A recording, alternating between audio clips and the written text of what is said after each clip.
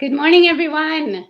Welcome to the first series of the Library Innovation Webinars by Short Edition, the company behind the joy of literary discovery you see in the video. And our featured partners with us here today. This session will be recorded. Have no fear. You can send it to all of your colleagues at the end of the session. You'll get an automatic email. Any questions you may have, please log them into the chat area and we'll do our best to address them either between each speaker or at the end. We just want to allow them enough time to share their insights and stories with you. So I am Kristen Leroy with Short Edition, the publishing house. I'm located here in France, the foot of the Alps at our headquarters. And here is Melissa Falcou, who's our sales business developer, who's soon to move to our office in Philadelphia. Together, we develop solutions so that libraries can introduce critical innovation to keep them relevant in the digital age. So the objectives for this session, entitled Creative Ways to Build a Love of Reading and Writing, are to help you engage with all communities, both inside and out of the library, including the business community, inspire positive staff involvement in the project, create a positive buzz with social media to reach different audiences, and most importantly, innovate with diversity in mind. Because as we all know, innovation projects are like babies, easy to conceive, but hard to deliver. So with no further ado, I'd like to introduce you to our first panel speaker, Dawn Bussey, who is our director at the Glen Ellyn Public Library in the suburbs of Chicago. And she is one of the most dynamic library partners of Short Edition. Off to you, Dawn. Well, thank you very much for that lovely introduction. What I'd like to share with you today is some of the fun that we've had with short stories because of our short story dispenser. As was mentioned, my name is Dawn Bussey, and I am the director of the Glen Ellyn Public Library, which is a municipal public library located about 26 miles west of the city of Chicago. We are a one-building library. We serve our community of 28,846 people with an operating budget of $4.5 million. And we are blessed to have a short story dispenser. Next slide, please. But attaining that short story dispenser was a bit of a challenge. We do have it thanks to our Glen Ellyn Library Foundation, but originally I had the idea back in 2018, and I took the idea to the Library Foundation and I said, I think if we purchase this unit, we can really get our community to engage with short stories. We all know that bound short stories really do not circulate, but I thought if we could get this unit and it prints out these short stories, we could have it in our library and people could use it and read something rather than being on their telephone. Or we could send it out to the schools, or maybe we could even take it to the restaurants. And you know how you always have to stand and wait to get your table? Well, they could read a short story instead of looking at their phones. So I thought it'd be a great way to engage with our community. So I went to our foundation after having received the pricing from Kristen and knowing that we didn't have the funds in our operating budget. I said, I think we should purchase one of these. And I explained why. And they have purchased things like this for us in the past. They've purchased our 3D printers when we first started with those and our very first self-check. So it was the kind of thing they typically do, but I couldn't quite close the deal at that first meeting. I just couldn't share my complete vision and they wouldn't agree to make the purchase. But I was not defeated. I was going to simply gather more information and go back to them at their next meeting. Well, as luck would have it, between those two meetings, I actually attended the Library Journal Director Summit that was held in San Diego, and I didn't even realize till I got there, but one of the vendors that time was Short Edition. And it was wonderful because I was able to actually see the unit in person and actually see the inside of the unit and see how simple it was to replace the paper. And I actually was able to read some of the sample stories, and they had even rolled the stories up in these little scrolls with little ribbons on them. And so I took some of those home to share with the foundation at their next meeting. And I also, at the very same time, scheduled Kristen to join us at that next meeting virtually, because I was convinced now, having seen the unit, that it would be wonderful, and that if I simply had Kristen there to answer some questions, and I had these example stories that we could close the deal. And we did. That was in January of 2019. And so we decided we were going to order the unit, but we wanted to do it a little bit differently. If you see these units, typically they're set up for 1-minute stories, 3-minute stories, and 5-minute stories. But we have a dual language program running in our K through 8 schools here in Glen Ellen, where they're teaching English and Spanish to all children every day. And we were getting more and more requests from parents and caregivers for some more Spanish material to work with their children that were learning Spanish as a second language. And I knew that they had stories in other languages because this unit had started in France and it was being used in other countries. So I said, well, Kristen, can I get some stories in Spanish? And she said, we don't have stories in Spanish yet. And I said, well, what could we do about that? And she said, let me see. And she came back to me and said, we could do that. It's going to cost you a little bit more. And I said, well, that's okay, because I can pay for that out of my materials budget. And so they did. They created a set of Spanish stories for us. So our unit, rather than having the 1, 3, 5 buttons, has a general button, which we think of as stories for those who are 18 and over. It has a youth button, and then it has a Spanish button. And so we went ahead and we got our dispenser and we had it delivered, and it was working so well in our library. And when I say well, 1,000 stories a month was not at all unusual, that I wasn't sure I even wanted to take it out on the road. I didn't know if I wanted it to go to the schools. It was performing so well right here. But we decided we'd ask the schools if they were interested. And the first school that took us up on it was Glencrest Middle School right here in town. If you could go to the next slide, please. And when we took it to the middle school, one of the things that they really liked the idea of was holding a short story writing contest. And so they held a contest there in the school. The teachers had the students, write stories, and they were so enthusiastic. We had originally said that we would have 6 winning stories uploaded to the unit. Well, the school actually came back to us. They had so many that they were like, we know you have to pay for these, but could we pay for some additional stories to have them uploaded? Because we have like 12 stories we want to upload. And so we worked that out and we did. We uploaded 12 winning stories from that first story writing contest. And then if you have short edition, they can set it up so that it will only print like those winning stories from that youth button, or you can set it up so it sort of alternates and does them at different intervals. So we set that up. And then of course the kids, they want to have their story printed, or they want their friends to have their story printed, or they want their parents or their grandparents to have that story printed. So it really helps your statistics and people are enjoying these great stories. So we've also run some short story contests ourselves through the library. You see examples of them right here, some thematic like the Hollow Scream or the scary stories. This other one on the Petite Perspectives creative writing contests. And what we do is we simply advertise those in our print guide and our e-newsletter, and have a deadline. They turn in their stories, and then we advertise the winners. That's the other publications you can see there to the right of each one. And we say who has won. And again, we set the kiosks so that those are dispensed on a regular basis, and you drive your statistics because again, those parents and grandparents want to come in and they want to have those stories. So things are going along swimmingly. And then this thing called the pandemic struck at about March 16th here in Illinois. We closed our library down. And at that point, our short story dispenser was still at the middle school, and it was about the least of my concern. There was lots of other things to worry about. And we thought we were only going to be closed for a couple weeks. So we just said, it's fine. There's nobody over there. And as this drug on, we decided, well, we need to bring the dispenser back to the building. So we did that.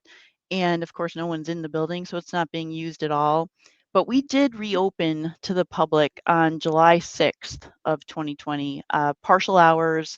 And we were sure that we were going to have lines of people at the door that day. So we had done the little crosshatch marks to space everybody out, socially distanced. And I thought, we'll put the kiosk out there because then people can get a short story while they're waiting in this line. And we didn't have a line, for good or for bad. I think it was for good. Things went really smoothly. People just kind of came and went. but to say the least, the dispenser didn't get used. So I moved the dispenser back inside, and people started using it until parents and caregivers got really uptight. If you remember in July, people were still worried. Was the virus on that? Were they going to contract it by touching the unit?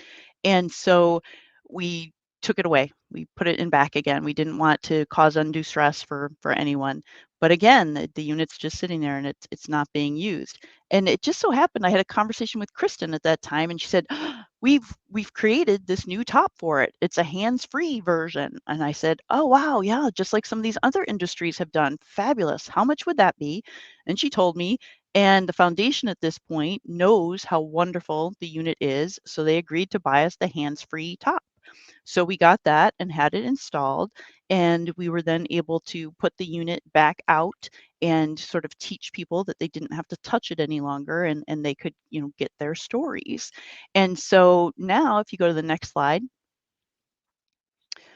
we still don't really want to bother our schools as much as I'd like to get it back out to the schools again.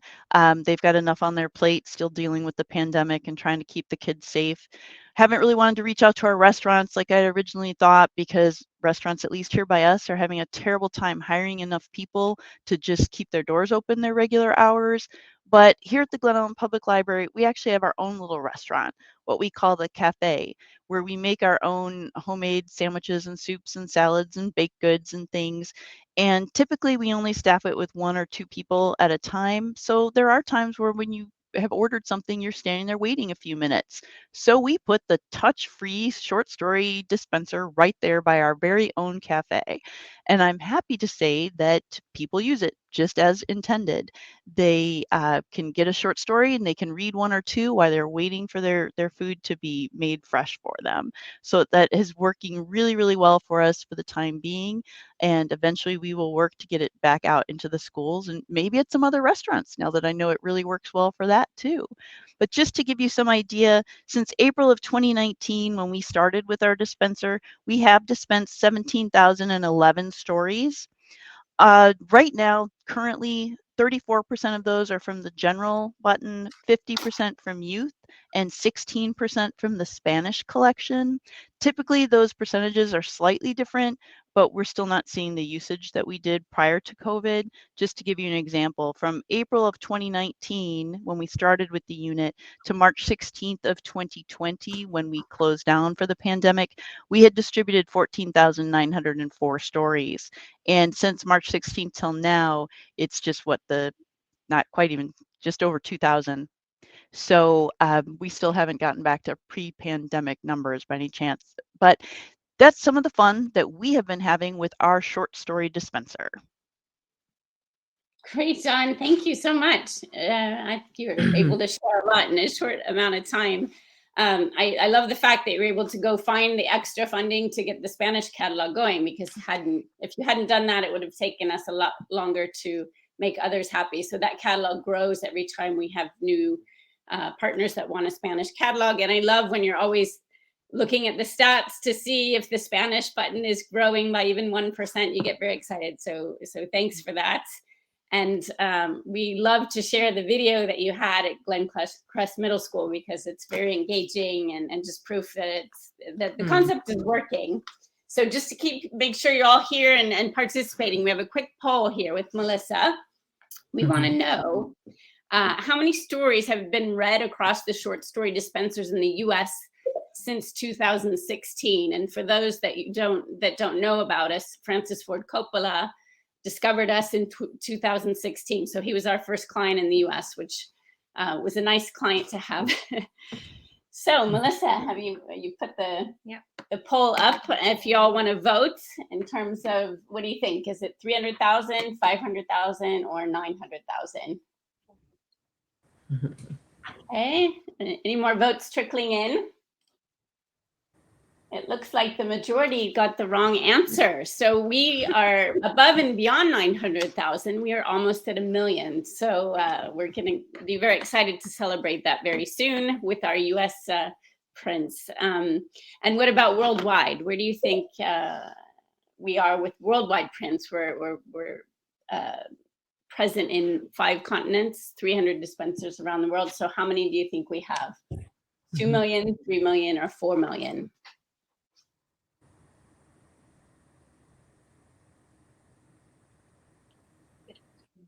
Okay, so we've got quite a few votes in. So it looks like we have a tie for 3 million and 4 million. And we're actually almost to 5 million worldwide. So you can see exponentially how boosting reading for fun is actually working, proof that it's working, tangible proof, or Bob's my uncle, right? And now, here's how a foundation fell in love with the concept. That's everybody's dream, right? And how they were able to ignite staff involvement with their library. Allow me to introduce you to, and I'm going to say it the French way, Juliette Léon Barche, who is the program director at the Boulder Library Foundation. Welcome, Juliette. Great. Thank you so much. I think I'll change the pronunciation of my name now.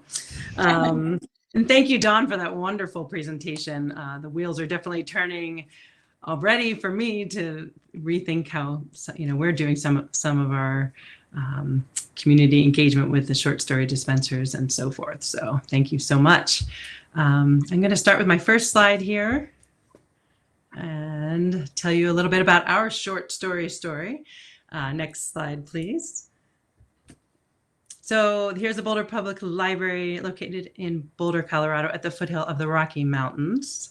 Not at the foothills of the Alps where Kristen and Melissa are, but it's somewhat similar, good skiing and so forth. So this is a day shot. The next shot actually shows people, next slide please, at night studying and I think there are a couple of people in there. Actually, I don't know, maybe they're hiding.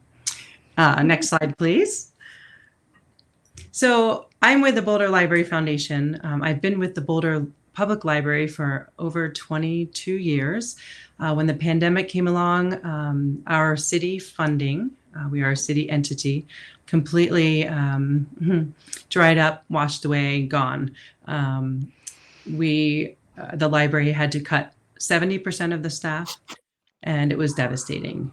So the Boulder Library Foundation, that actually I'll be showing in a minute, has funded for all these years, actually nearly 50 years now, 90% of the programming at the library. So the city of Boulder pays for the staff and the building, and the foundation is really pretty much completely responsible for all of the programming. So as this says, we are the organization that deepens the presence, meaning and usefulness of the Boulder Public Library for kids, patrons, and the entire Boulder community by supporting and funding innovative, creative, collaborative, and impactful activities, events, and programs. The Boulder Library Foundation, of course, as soon as the breaks went on with COVID, really dug deep to see how we could continue doing these things. Next slide, please. This is our outdoor playground that the Library Foundation installed a number of years ago, and it abuts where the children's department used to be. Ironically, they changed that, but it's still a wonderful playground. And next slide, thank you. This is our periodical area in the top level of the library.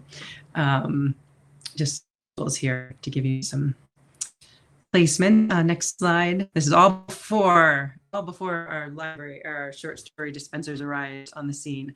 And of course, as I mentioned, the pandemic came along and made us all re-examine what we're doing and how we do it and how we reach our community. We closed the library for some time, reopened the doors similarly to Dawn, expected long lines, not so many long lines, people still very gun shy. All programs, none of the programs were reactivated. People had such limited access to books that they'd have to have on hold first and then just come in to pick them up. Actually, we did it curbside for quite a long time.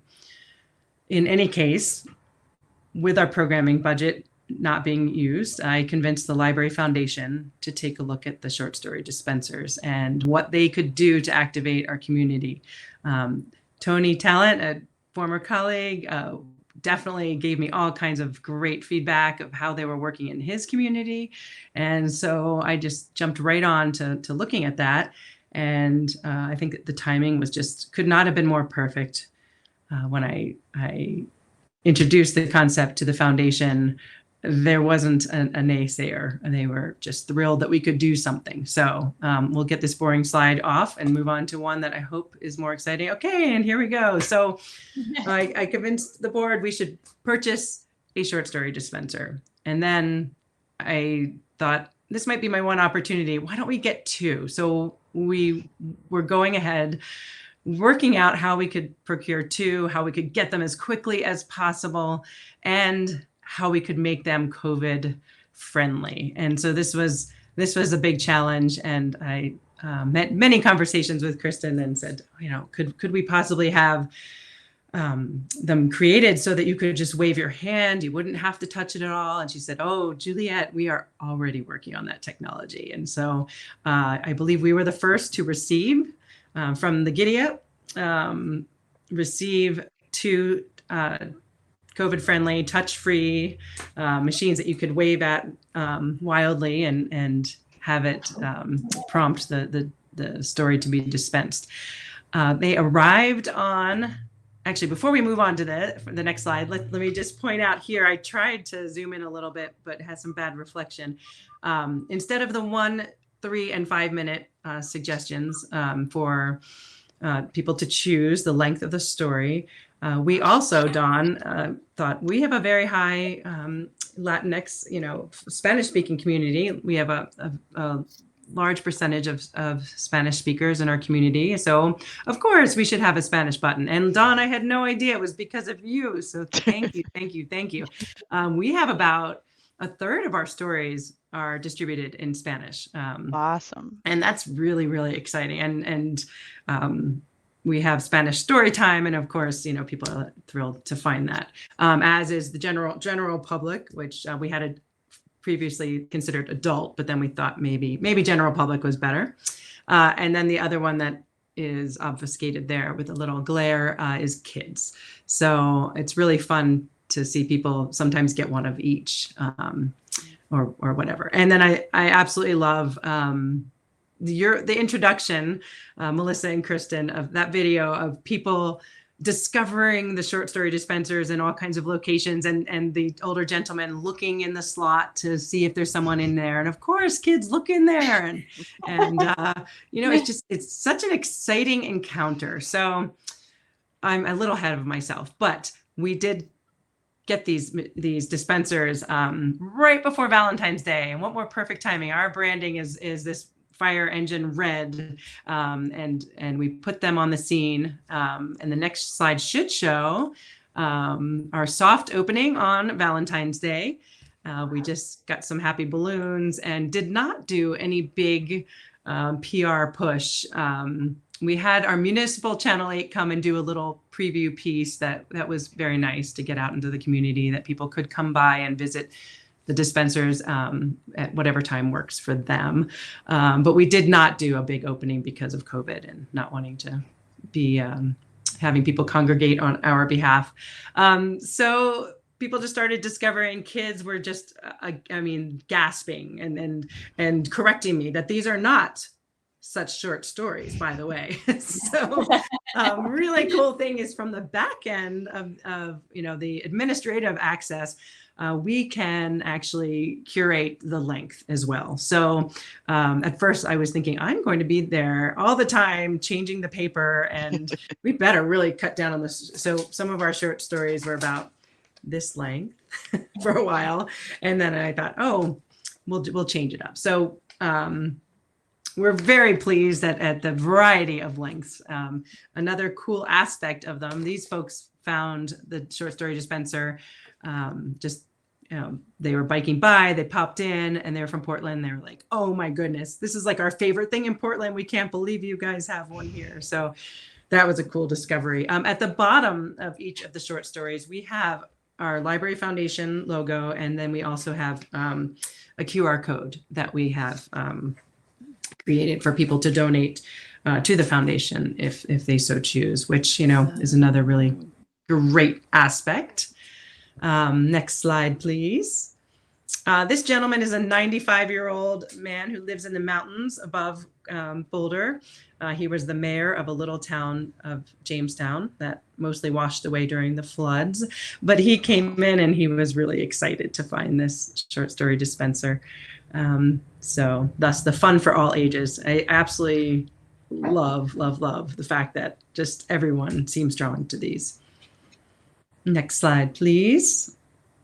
This family was so stoked they could get books and short stories and a foundation mug. So a good trip to the library. Actually, could we go back to that next slide, please? Thank you. I'd like to mention that we had, sadly, many of you probably know, a shooting at our one of our local grocery stores. And so I set up this table with 3 dozen roses the week after the mass shooting. And I just sat there at the table, offering people stories, offering people a rose. And the stories that came to me were so unbelievably moving.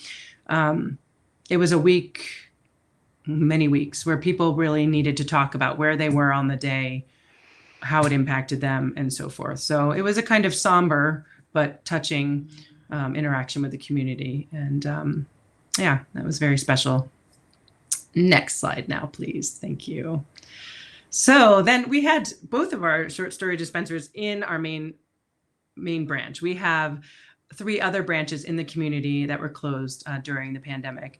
And so my idea was to have one there eventually, in rotating between the 3, and then one at Main.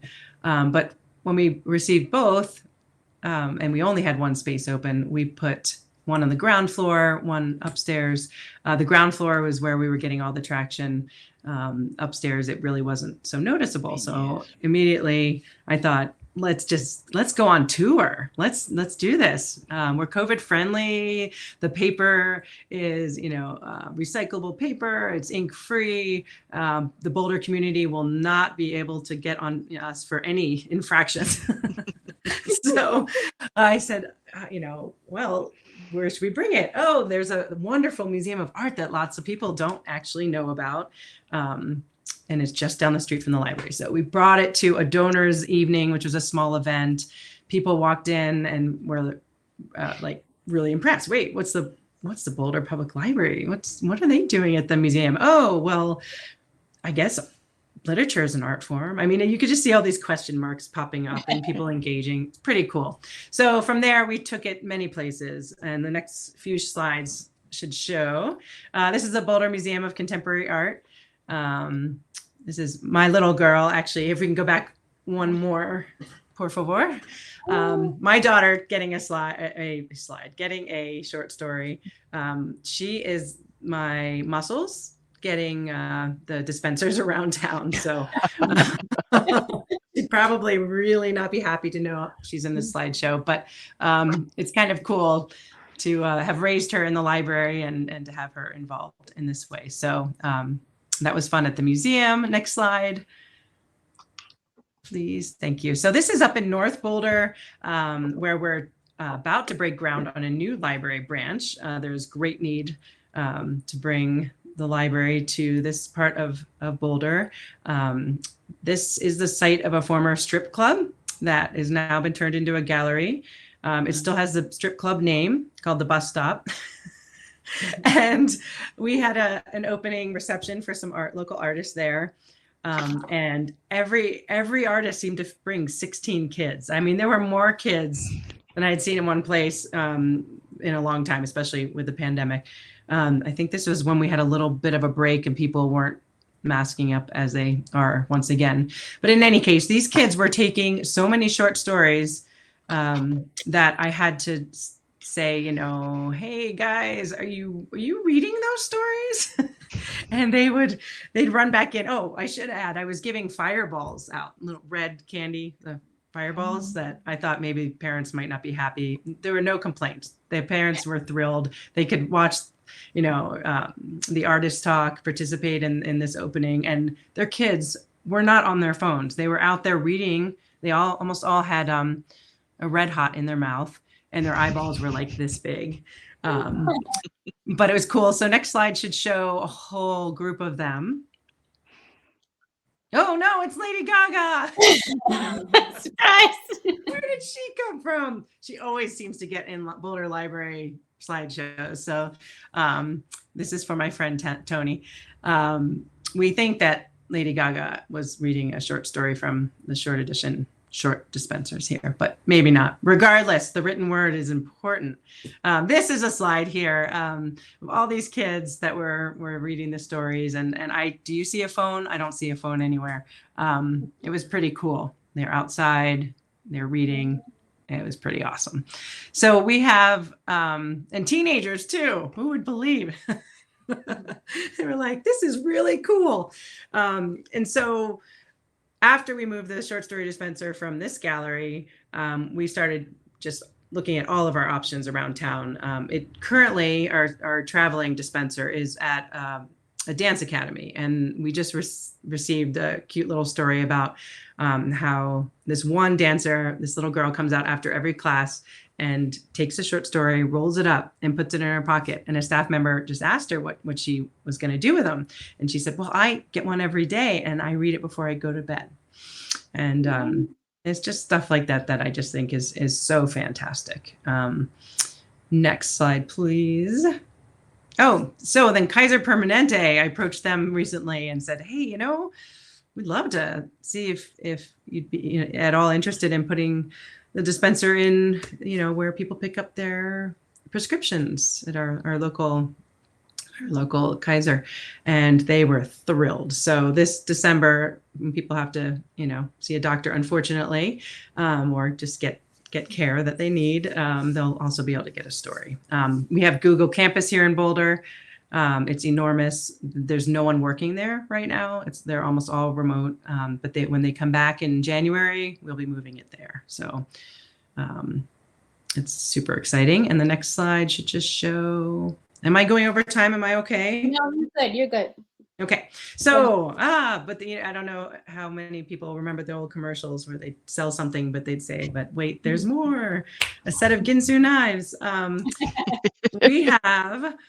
It was such amazing reaction in the whole community to our bringing literature all over, that we decided, yes, we must have the short story cube. So that should be the next slide. Showing off. I hope I put them in the right order. No, next slide. Actually, let's jump ahead 2 slides even. Next one would be great. Perfect. There we go. There's the cube. This little guy has been traveling around different parts of the library, and we plan to bring them into the schools for teachers to curate, putting their own student work in there. This Boulder Reads exhibit that you are seeing right now, we just put together and launched last week. This display is celebrating our Boulder Reads department, which teaches adults who have never learned to read in English, how to do so by pairing them with a tutor.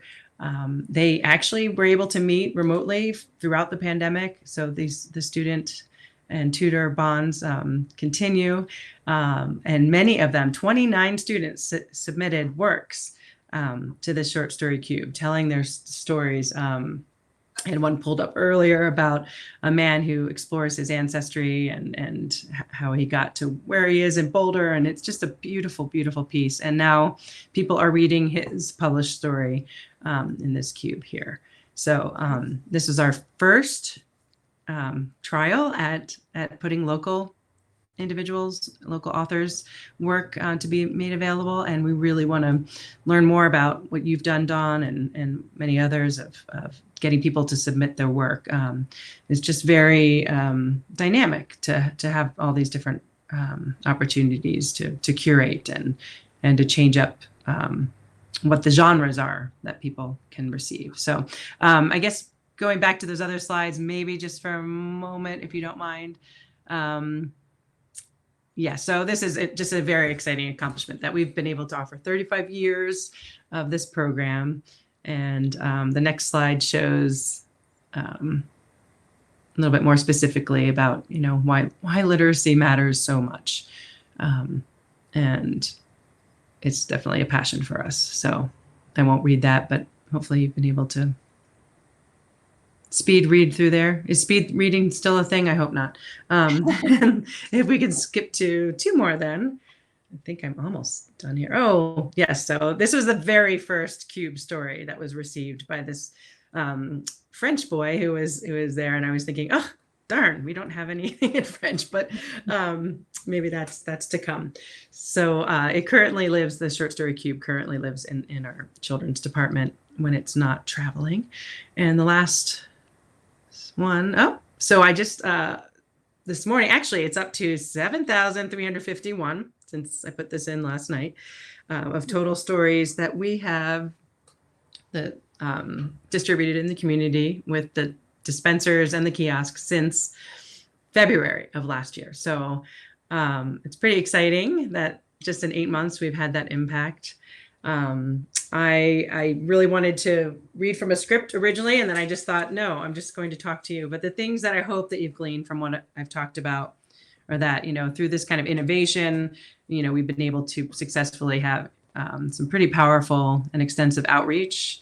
The staff has been incredibly excited about. Most staff members get a story each day, and not that they have time to read it when they're on shift, but they see people tucking them in their pockets.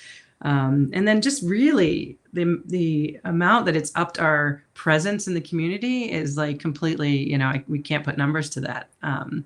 I feel as though people realize that the Library Foundation really, and the library wants to reach more people outside of our building and get more people to come in. So that's me. Drop me a note anytime. Our foundation website, we actually just refreshed it, and it has some really interesting content on that if you want to check it out. Thank you so much, Juliet. Only in Boulder could you put a library in a strip club. So, well, it's not a strip club anymore. Oh, not anymore, but still, it's low income housing. Let's really thank you so much for bringing that up. Kudos to you. No, I just have to say that I never thought this project would come to fruition because I was born not far from Boulder. So I had this project to heart from the very beginning when Tony said, "You have to call Juliet." And so the minute I called her, she said, "We have no money. It's complete devastation. This will never happen." And so I thought, oh, I was crushed. And then a week later, she says, "We want 2. And we want Spanish. And then we want a CUBE." So I'm glad we were ready to. Thank you. Thank you so much. I really appreciate it. We went through a lot of emotion there, and I thank you for sharing that and going off speech because it was very well received. And now to hear from our greatest fan and our ambassador in the United States is Tony Talent, who will explain why he's going to share his past and present. And thank him again for putting us in touch with Juliet. So actually, no, let's run a quick poll. I want to run a quick poll before we end because I want people to give their full attention to you. So how many languages do you think that the short edition collections contain? We've talked about, English and Spanish. So just a quick guess there. 6, 3, or 10. How many do you think? Got a few more votes trickling in. Well, I'm glad to disappoint all those that think, oh no. We're not quite to 10, but we're at 6 currently, and with people coming in every day asking for Hindi, Vietnamese, you name it. So slowly going, we're at 6. So we have, of course, a plethora of choice for French, English. Now we have Spanish, Dutch, Italian, and German. So because we're based in France. Let me just handle one quick question before Tony from Lori Wiles coming in. is there a large print option? There is. The current print option is 11 point. We can go up to 14, and clients have put them in retirement homes and increased the print for those that are in retired homes. So that we can definitely do as well. So let me give you the full floor, Tony, because you deserve it. Thank you, Kristen.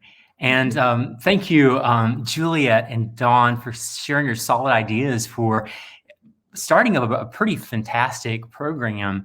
But one of the things that occurred to me as you're talking is that so many of these fundamentals that you're sharing could be applied in different ways. It's really about kind of getting the library out there, helping people see that we're not just what's on the shelf and that we're constantly evolving. You'll see that on the slide previous that I am, here we go. There, it says Chief Program and Innovation Officer. I'm actually coming to you from Charlotte, North Carolina, where I now live, and I am an Associate Director for Charlotte-Mecklenburg Library. But in my previous role at Richland Library, I was the Chief Program and Innovation Officer and had the thrill to impart a program that worked with Short Edition and the short story dispensers. So we can pop back to the other slide now. Thank you. I love this passage. The world is not made of atoms, it's made of stories. It just reminds me of the idea that humans are kind of hardwired to love stories. I do a riff on the concept that with lack of information, or the whole story, we tend to make up stories. So once again, hardwired to love stories, and Short Edition, short story dispenser, just allows us one more way to give us, the community, what we love, more stories. Next slide. So here we are. Stories are meant to be shared, and that's exactly what Juliet talked about, Dawn talked about, and really every library or organization that has a Short Edition's short story dispenser has done, and certainly what libraries try to do in new ways every day. Next slide. So if I had a stump speech about how to do all the fantastic things smashed up in one long sentence, it would not be as sublime as that first passage. It'd be to how to explore new ways to express the library, create interest, conjure curiosity, support creativity, share short form literature that makes people smile, wonder, and get social. So that's kind of what I went back to, smashed all together. So next slide, please. So I have to give a shout out to the Public Library Association and through the Knight Foundation. I wrote a proposal that enabled us to not only have one, but next slide, 3 short story dispensers at Richland Library, and they're still there. I didn't take them with me, I promise. I wish I could have, but they're still there and still spitting out the stories. So the Public Library Association was able to fund this project for 2 years, and then after that, the library picked up the expenses for it, which are well worth it. So I'd like to talk a little about how I formed the proposal for receiving the 3 short story dispensers. The first thing is I didn't want to have a program that just offered the story alone. I wanted to somehow maximize this new inventive curiosity called the short story dispenser. So I built in this idea of how can we get it to be more than just, once again, the printed out story. How can we get people talking about it? How can we make a story out of the stories? So I built in the idea of a hashtag campaign, Set Stories Free. And what we did was, in its easiest iteration, was at the bottom of every printout, we printed, keep the story going. Share a photo of you with your story or the short story dispenser using hashtag Set Stories Free. And guess what? People did. Next slide. So in addition to the social media campaign, Set Stories Free, we decided to deploy from the beginning our short story dispensers. We didn't want to keep them just in the library. So we had 2 anchor sites, one of which was the Columbia Museum of Art. And you could see one of their posts there with one of their awesome staff members beside the short story dispenser reading a story. Next up. And this is at a very popular coffee and sandwich shop in downtown Columbia. They were also one of our anchor sites. Unbeknownst to us, it was actually one of the most used and well-loved locations for our deployment. And lots of love coming from DRIP on Maine. Next slide, please. And here is another deployment. We even took it into the Mass General store, which is sort of many of you may know Mass General is a takeoff on an old country store, which is really kind of awesome, having this new technology in an older looking place. Next slide. Not unlike historic Columbia, where one of the oldest structures in the city or county also had the short story dispenser come and visit it during the holidays. So it's awesome to sort of mix and match, have the old with the new, and you're able to do that with the short story dispenser for sure. Next slide. One of the things that we were able to have fun with is to let people know how many stories had been dispensed through our 3 dispensers along the way. So we started doing like milestones. Every 5,000 stories, we would do a new post and just tag it, of course, with Set Stories Free, the library's tagline, as well as Short Edition and our funder, PLA, and the Knight Foundation. These got people really excited. And it was also an interesting new way to show benchmark success. Not just to your board or your foundation, but also to the public. Hey, we're getting stories out in new ways, and this is how many. Next slide. So there are lots of other ways besides social media still to ask questions and get great feedback. And this is one of the things we did is we used a simple dry erase board, and we asked the question, tell us what you think about the short story dispenser. Not in the picture, of course, just the short story dispenser. And we just using Post-it notes. We just had a Post-it Palooza, and we let the public ask questions and or give comments. And often there would be questions. One of the questions was, what about all the paper and that the ink that's going to be wasted? So what I decided to do is like, gosh, when you get a good question, you gotta give an answer. So I decided to take a different color Post-it note. Man, this is Innovation 101, right? And answer the question right on the board. And it felt really awesome just to say, hey, these stories are actually printed on ink-free paper, using ink-free technology. And we're also going to be taking them to other communities, locations soon. So answering those questions right where they're asked, it got a lot of attention, and it was a kind of a cool thing. So next couple of slides, please. And see, we got more and more, and some of them were actually pretty blush-worthy. People were really kind and shared the love for these new inventions. Next slide. And there's more love for the short story dispenser. And next. So you know that you're getting good buzz when it's just not word of mouth, but you're actually making the news. So we've actually made the news rounds in the Midlands and in the Carolinas. We made TV, local business reports, and next slide, even more. We did, we're on public radio, and both local and in the whole region. So it really helped get the word out there. And of course, word of mouth and media work together great to tell your story. Next up. One of the awesome things that, and Juliet touched on this, is how you can really change up the content that you're dispersing. We tried to do this a lot, and one of the examples was during Women's History Month and International Women's Day. We were able to go in and customize and only dispense stories that were written for or about or by women.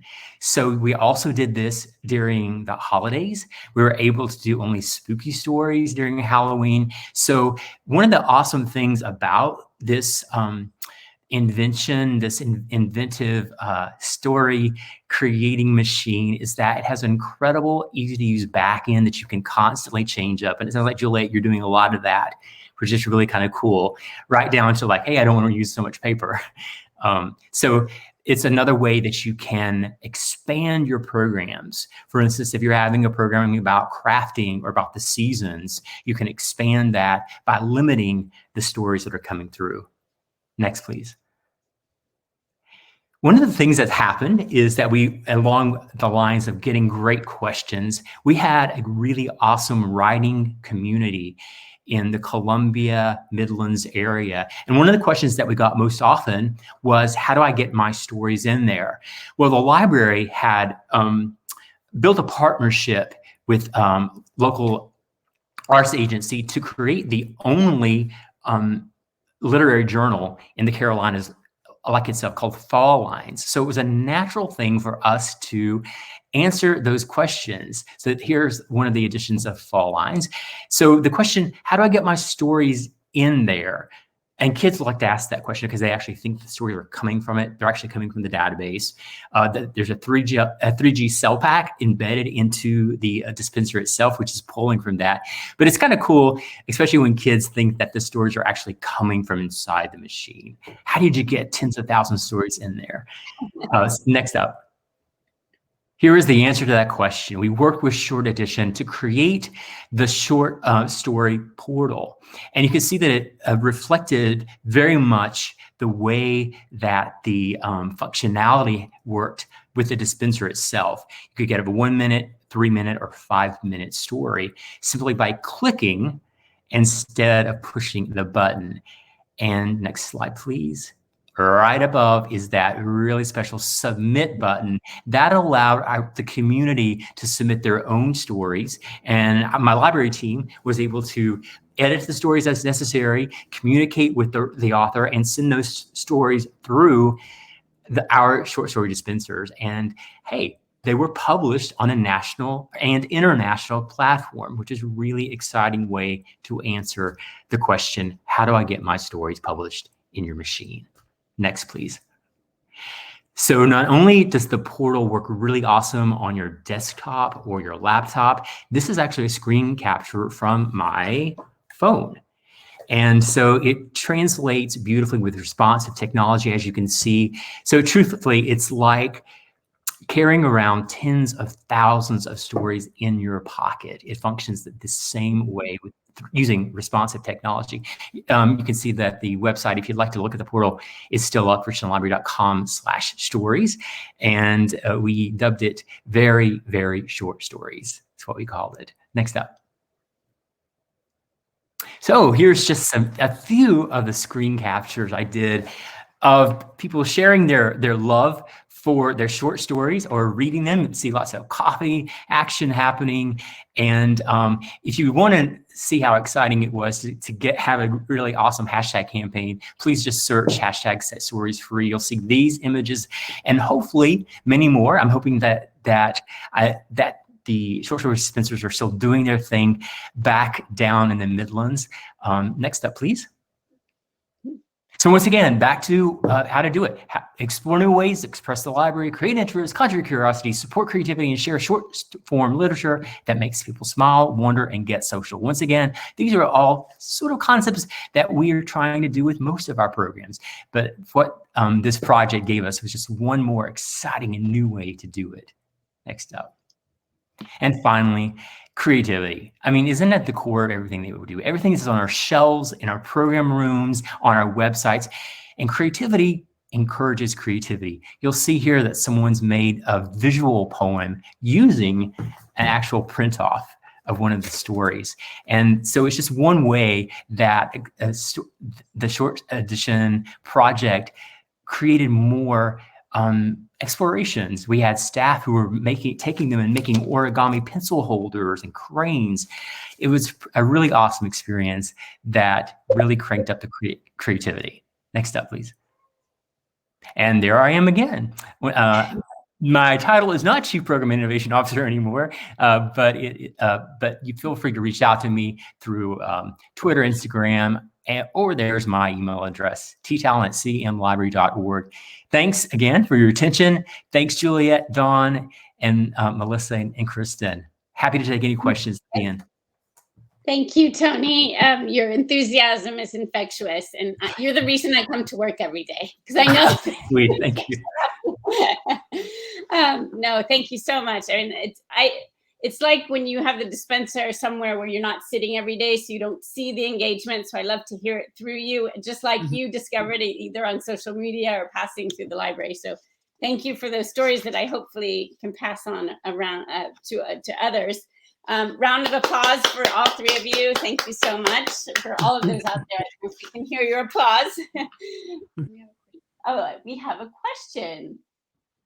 Can you select the reading level? So yes, we actually have 5 minutes so I can go into content. So we've curated content over the last 10 years, and our editorial team has organized them into 2 levels. So we have an everyone level, meaning you will not get sued if you put the dispenser in a public space. There will be no foul language, blood and gore, or sensual content.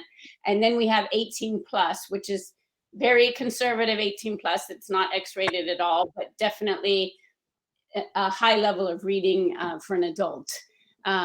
Within those 2 levels, we have categories of reading ability. So we have children's stories, young adult, very appropriate for those levels, starting from 8 years old. And then we have light, medium, and heavy, meaning it's a light read. You'll get the plot, the character development very quickly. Medium read, you might want to have to read it twice. And then heavy, meaning heavy emotion or heavy, need to read this 2 times, maybe 3 times to get the inner meaning. So we definitely address all levels. Any other questions we have here? Thanks, Juliet sharing, saying that she loves that visual story within the story. So thanks for that, Juliet. I'm of course available for any other questions you might have. I thank you for your insight. I have one surprise for the speakers because we haven't launched it yet. We're just about to, we're launching comics. So we're starting to gather comics in English because, as we know, French comics do not translate well. French humor doesn't anyway. So that will be our next launch. We've just launched the Outdoor Short Story Station as well. So we're looking for our first US partner for that. And I wanted to offer a surprise for all of our participants today. If you want to engage with us, we can offer the short story portal that Tony showed you for a year subscription. So that's valued at $150 per month for that. So that would let you, would give you the tools to curate your own content from the get-go, which they have all successfully done. If you want to learn anything about our solutions, I'm of course available, and we attend all the ALA and PLA events as well. So thank you all. It's happy hour for us, and you have a lovely day at work. And Melissa will soon be in Philadelphia as well. So many of you will be engaging with her as well. So thank you again. Merci beaucoup. Today. Take care. Bye, everyone. Thank you. Thank you so much. Have a good day.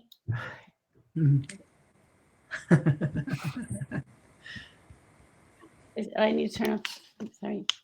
Thanks, everyone. Thank you.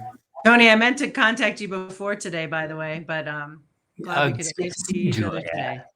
Yeah, Absolutely. good. I'm so happy for Boulder kind of getting back and in the way that it is. I was Yep. really worried for y'all there for a while. Thanks. Yeah, we're all riding this wild, I'm Yeah. sorry, guys. raging bull. End the event because That's okay. everyone is- Take care. It's great to see you, Kristen. Nice to meet you, Thanks Melissa. for everything, Melissa. Hello, Thank everyone. you. Bye-bye. Bye.